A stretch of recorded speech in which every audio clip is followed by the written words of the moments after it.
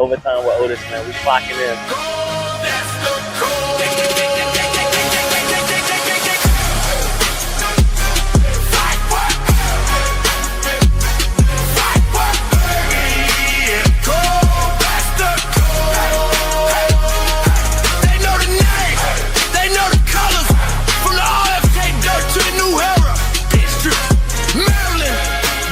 Time it is, man. Overtime with Otis, man. We clocking out.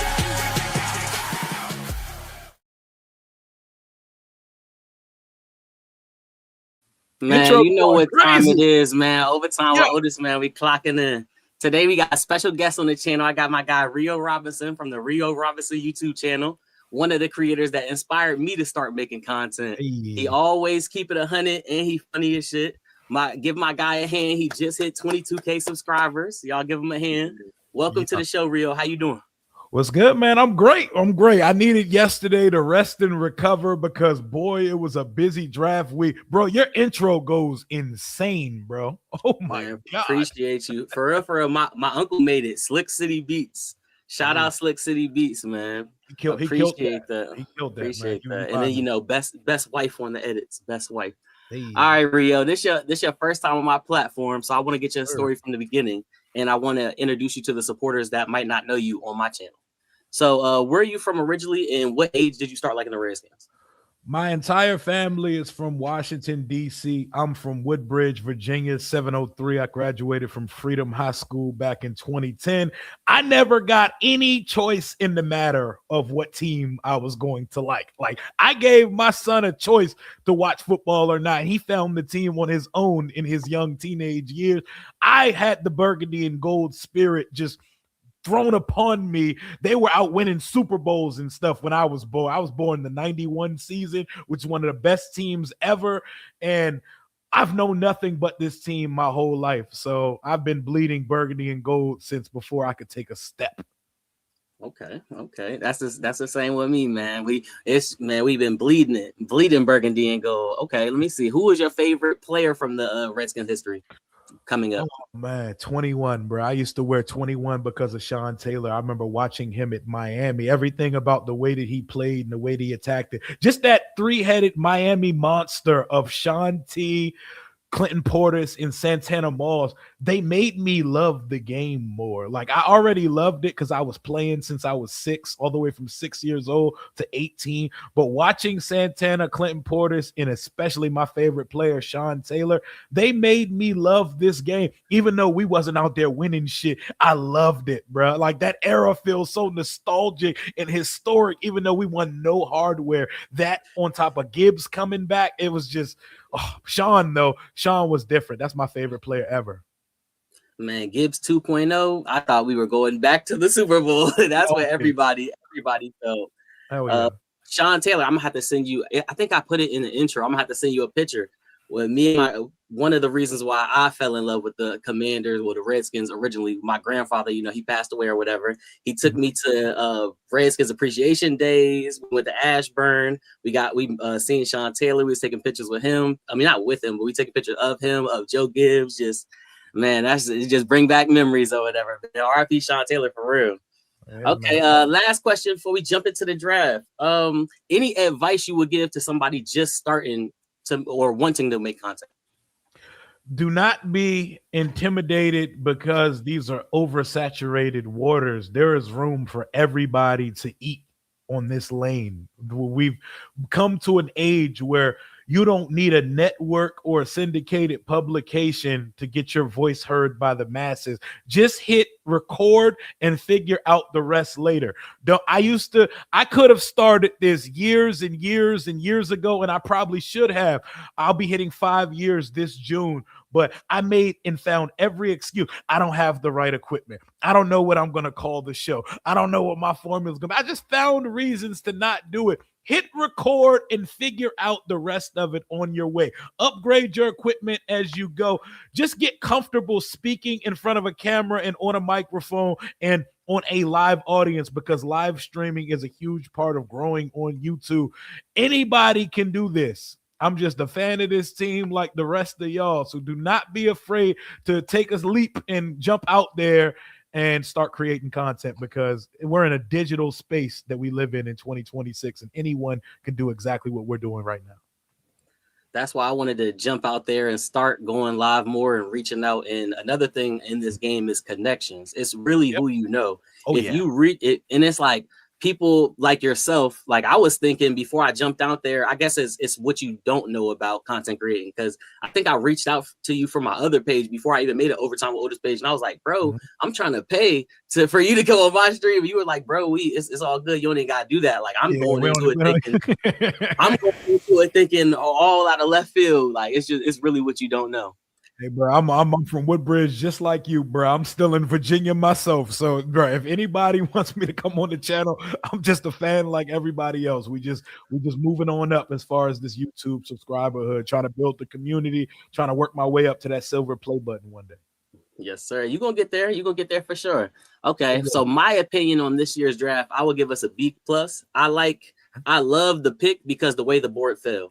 We didn't think Jeremiah Love was going at 3. We didn't think Carnell Tate was going to the Titans. So best available out of Caleb Downs versus Sonny Styles, I wanted Sonny Styles. What is your opinion on how AP did this year? I loved Caleb Downs. He was one of my favorite players in the class, but I knew as soon as we all knew, like, if Sonny Styles was for any reason to be on the board, that they were sprinting that card in. AP and DQ didn't even let it be a secret. Like, if anyone asked anything about Sonny Styles, they were talking and just gushing about this guy. AP was yapping to K Adams like he wants to adopt Sonny Styles. Like, Dan Quinn, I bet he had a sticky note somewhere saying Sonny Styles no matter what. And the board ended up falling in a way. I didn't want Carnell Tate at 7. I don't think Carnell Tate is a top 10 wide receiver. So when the Tennessee Titans took him, if anyone was watching my draft stream, we celebrated like we won the Super Bowl. I didn't want that at pick 7, even though I would have accepted it, because a weapon is a weapon and Jaden does not have enough of those. But we got a full off season of them going in on the defense. When your defense is ranked 31st in total defense in the NFL, you go out and sign 3 edge rushers. You go out and draft another. You go out and sign a strong safety, a starting inside cornerback, another starting linebacker, and now your first round pick for the first time in the Adam Peters era in DC is a defensive player rather than the offensive side. That's an A+ pick. He's a freak. We now may have the freakiest athletic room in the history of the league, because the number 1 and number 3 relative athletic score linebackers of all time play in DC with Sonny Styles and Leo Chanel. And don't get it twisted, this is not some workout warrior. The production matches, and he just started playing this position 2 years ago. I am good on the first round pick. Oh yeah, him being a former safety, that's going to help him in coverage as well. That's what I definitely like about that. So what's your take? What do you think Sonny Styles' impact will be year 1 on this team? Go out and learn the ropes of the NFL, and be a sure tackler when the ball's coming downhill. Find ways to blitz effectively with Leo Chanel. If he ends up with 4 or 5 sacks on some blitzing stuff, and before people say he's not going to do that, Bobby Wagner had like 4 or 5 sacks last year. He had like 4.5 sacks last year, a couple interceptions. Now, imagine young Bobby, young freakazoid alien. This is a linebacker that moves faster than most wide receivers. If he could come in and get us 80, 90 tackles, almost a handful of sacks, and create a turnover or 2, he could be in the mix for Defensive Rookie of the Year. I saw what Carson Swessinger did for Cleveland last year. Different scheme. That Jim Schwartz scheme is totally different, and Carson Swessinger is a more linear, natural linebacker, but I don't see why Sonny Styles can't be in the mix for that as well. I think this is a guy that they're going to give full responsibility to be the captain of the defense by the end of the year. Okay. So who's your favorite pickup other than Sonny Styles that we drafted? Antonio Williams. Oh my God. At 71, it took about an hour for Mark Rippon to shut the hell up and make the pick. But Antonio Williams, I love the pick. People have been getting on me because they're like, yo, you were more excited for Antonio Williams than Sonny Styles. I'm sorry. The receiver position just moves the needle for me, man. Because you already know what Sonny Styles' potential to do. Like Antonio Williams, I was looking at his film. He's definitely what we needed. But I will say this. I did want, how we're getting weapons. Like I would want a straight wide receiver that just go out there and catch, like on the opposite side of Terry. Like Terry just go out there and do his position, do his role on his side. So I definitely want wide receivers that are weapons, but I want somebody, a full receiver. And I think Antonio Williams is that. He's your number 2 pass catching option immediately. While he played most of his snaps in college in the slot, he's definitely a guy. You can utilize this guy exactly how Detroit utilizes Amon-Ra St. Brown. They're the exact same size. They're both just under 6 feet. They're both around 190 pounds. And coming into school, they have very similar production. Honestly, Antonio Williams' best season in college was better than Amon-Ra's best season at USC. And if David Blau's running any iteration of what they run, what Ben Johnson ran in Detroit, you might have got your Amon-Ra St. Brown of this offense, which is not only, you can't, like, people see the word slot and they say it like a slur. Jaden needs receivers that get open immediately. We have a sudden separator. I will say it right now. He's the best route runner on the team before he even takes a snap. Oh yeah, they said his route running is crisp. And then they said that Clemson offense fell off a cliff when he got injured. When he was out, Clemson offense wasn't doing nothing, but when he was in, yeah, they was doing stuff. So I definitely like the pickup for sure. Is there any picks where you were scratching your head on or surprised we picked? I want to say the 7th rounder, but they showed so much interest in Kaliamanis, the quarterback out of Rutgers, during the pre-draft process that it shouldn't really shock me. When these guys meet with you, they are very interested in drafting you. The only surprise, I know what it is. My only surprise about our draft, I never had it on my bingo card that this team would not draft a single secondary player. Not taking one corner or one safety after the secondary that I watched last year. That is a shocker, and that is a choice that I still feel a little uncomfortable with it. But I guess they're telling us that under Durante Jones, they think they're going to get more out of guys like Mikey Sainristil and Will Harris. So, hey, I hope it works out. That was my next question. Were you surprised they didn't take a secondary player? Because, man, I was definitely surprised because, Jartavius, man, I was like, I'm tired of seeing him. But, I was just like, man, I guess they're with him every day. So they could have a plan, like you said. So I don't think there's going to be a much Jartavius Quan Martin in that safety room anymore. I think that's the Will Harris, Nick Cross show. Okay.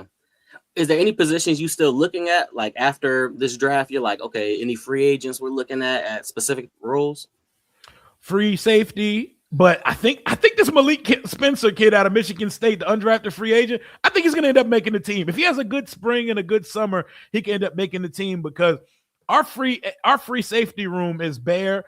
And if Will Harris is the face of that room, then that job's open because Tyler Owens, Percy Butler, Jeremy Reeves, like they're not natural NFL free safeties, and this dude's a 3-year starter. But free safety, rounding out the cornerback room, they took their center late, so I don't think we're going to be hitting the center market. I don't think we're necessarily going to be signing another wide receiver unless a situation from across the country works itself out at some point before the season starts. But I'm sure we was going to get to that too.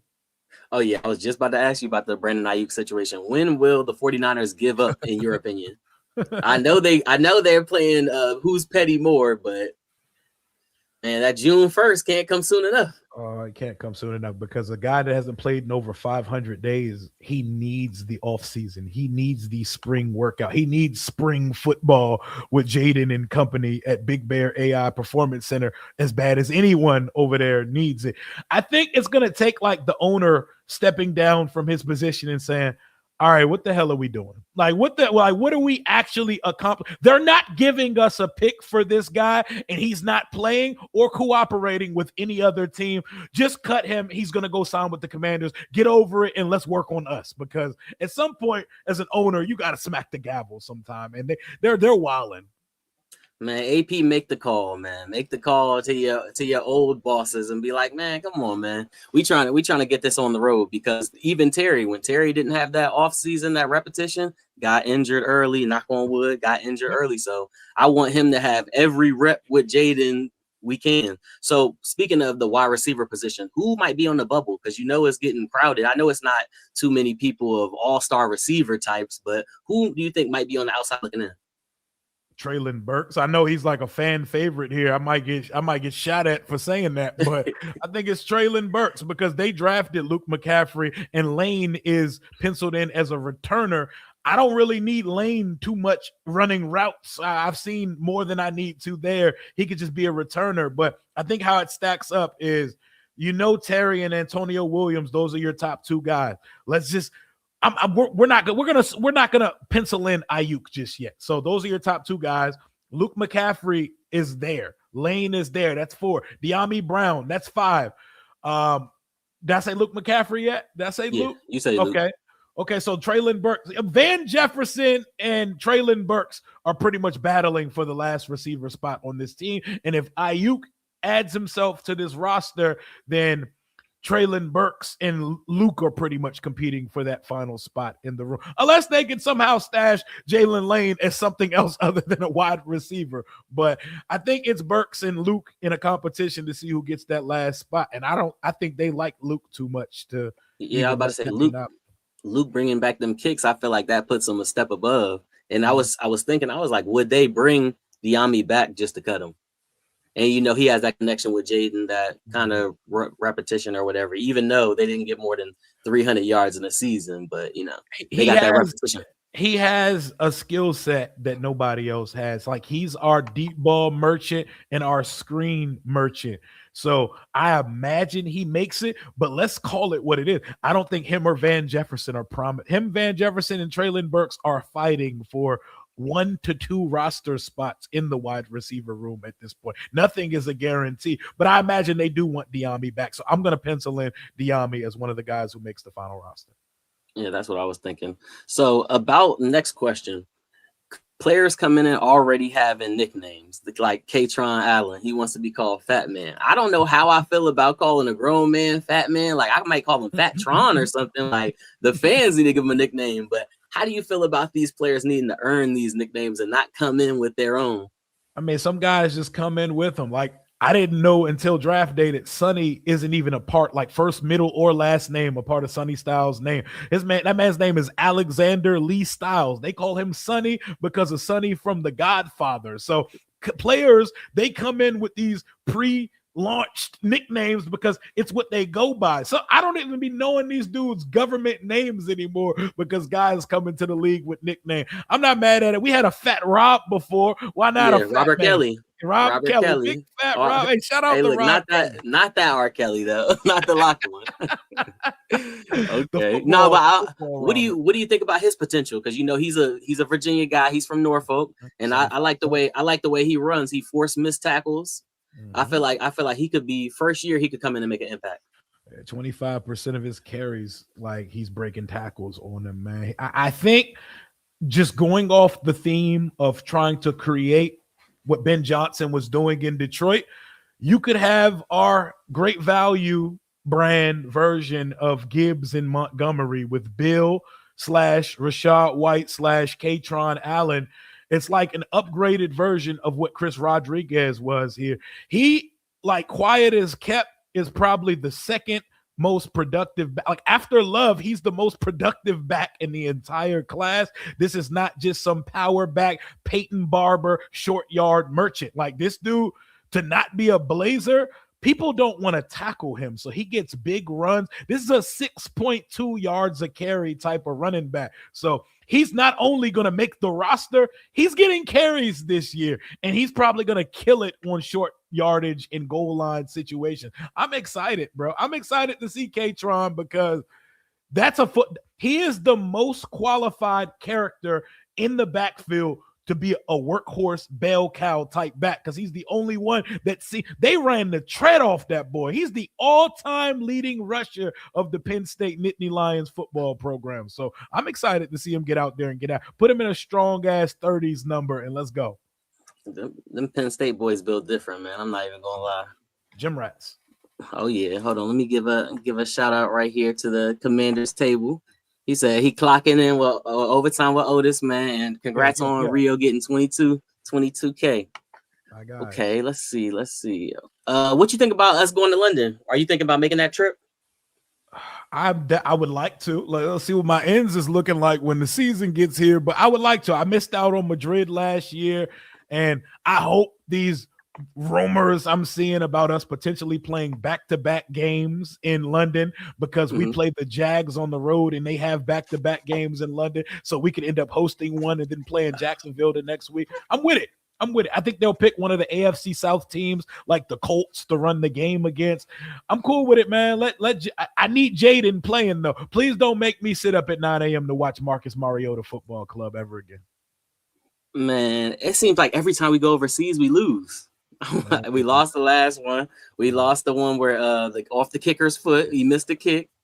I'm just like, man, London, the Bengals game. Oh my God. I remember that. I remember I had a Halloween party for my birthday that year, and we all like spent the night and just woke up to watch that game. And we sat in silence. Like, how do you react to a tie? Like, how do you react to a tie football game? Oh, man, it's supposed to be some scoring going on over there, because I know the people over there, they're like, man, we Dolphins fans. When we going against the Dolphins won. They're like, man, forget the Commanders, man. We Dolphins fans today. Yep, okay, nasty. Okay, now I'm let me see what other questions. Do you got any questions for me? I see you have my boy Jody on here, man. You have my boy Jody I went to high school with on here, man. He got a birthday today, right? Yeah, man. Happy birthday, Jody, man. He told me to shout him out.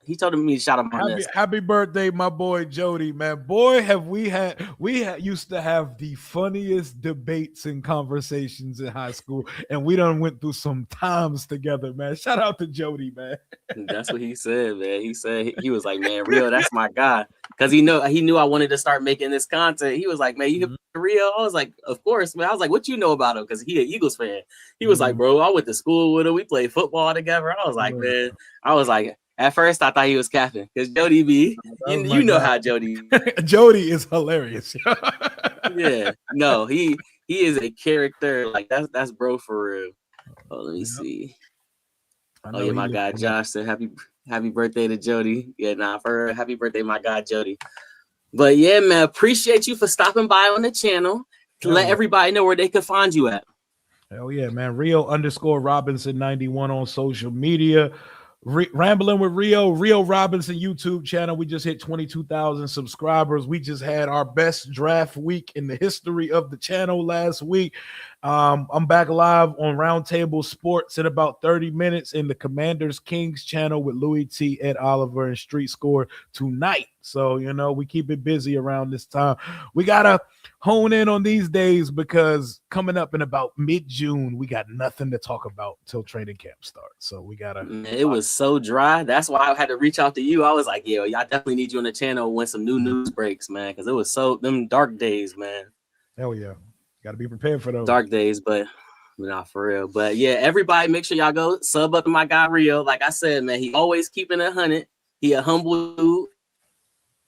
And he funny as shit, man. So you already know, man. Overtime with Osman, we clocking out. Yes, sir. Appreciate you for having me, man.